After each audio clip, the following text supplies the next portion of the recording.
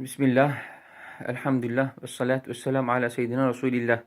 Mustafa abi az önce bir ses kaydı attım. Onunla ilgili bir görüntülü video istedin, onu atayım. Denizde kadınların olduğu bir yerde yüzülür mü bir erkek olarak? Değil erkek olmayı, kadın kadınla bile bir plajda yüzmesi bile tehlikelidir. Neden? Çünkü kadınların hepsi kapalı giyinmiyor ki. Avret yerleri açık. Yani kadın bir mayo veya bikini neyse işte ne diyorsalar onlarla girdiği için kadınla kadının bir ortamda bile böyle avret yerlerin açık olması o bile haramdır.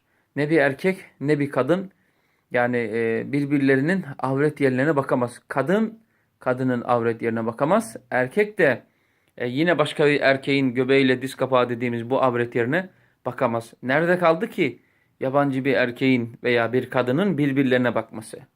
Bu direkt ayet-i kerimeyle haramdır. Allahu Teala Nur suresinde "Kul lil mu'minin yaguddu min ebsarihim ve ihfazu furucehum" diyor. Müslüman erkeklere söyle, kadınların olduğu bir yerde veya kadının olduğu bir yerde yaguddu min ebsarihim, gözlerini yumsunlar, harama, kadınlara bakmasınlar diyor. Yani bak, bu kıyafetli bir hal. Daha kıyafetsizini söylemiyorum. Hele açıksa böyle sahil gibi yerde bunu söylemiyorum. Kapalı olduğu bir yerde bile kadın giyinmiş haldeyken bile ona bakmasın diyor. Artık ulema tevil eder, şehvetle bakmasın.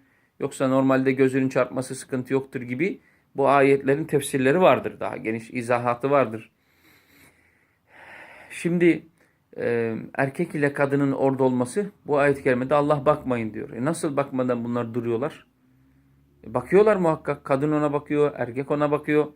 Velev ki erkek erkeğe bile olsa yine diz kapağı göbeğe açık oluyor. Bunlar hepsi haramdır. Orada resim çekmek mesela veya video çekmek. Bu da ayrı bir haramdır. Niye? Başkasının özel hayatına giriyorsun orada.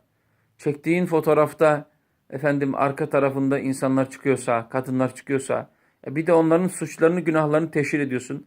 Başka insanların o günahı, haramı görmesine sebep oluyorsun. Yok biz erkek erkeğe çekiyoruz diyorsanız onu da kendi profilinizde, Facebook'unuzda paylaştığınız zaman başka kadınlar görme ihtimali var mı? Var. Onlar da bakıp erkeğe şehvetlenebilir mi? Şehvetlenebilir. Bu da ayrı bir sıkıntı yani. Yani işin neresinden tutarsan tut, ne ayeti kerimeye ne Efendimizin hadislerine, hiçbirine bu söylediğiniz hareketler uymuyor. Yani bunun kitapta yeri yok. Bunun helal olduğunu söyleyen, bir sıkıntı yok diyen, plajda fotoğraf çekmenin, efendime söyleyeyim, kadınlarla aynı yerde denize girmenin bir sıkıntısı yok diyen, yani bir kitapta bir yer göstersin. Falanca ayette veya hadiste, ayet hadisi bıraktım. Normal bir kitapta bile gösteremez yani. Evet, kadın erkek aynı bir denize girebilir. Bunda bir sıkıntı yoktur. Şu ayette geçer veya hadiste geçer diye. Böyle bir şey, kaynak yoktur yani.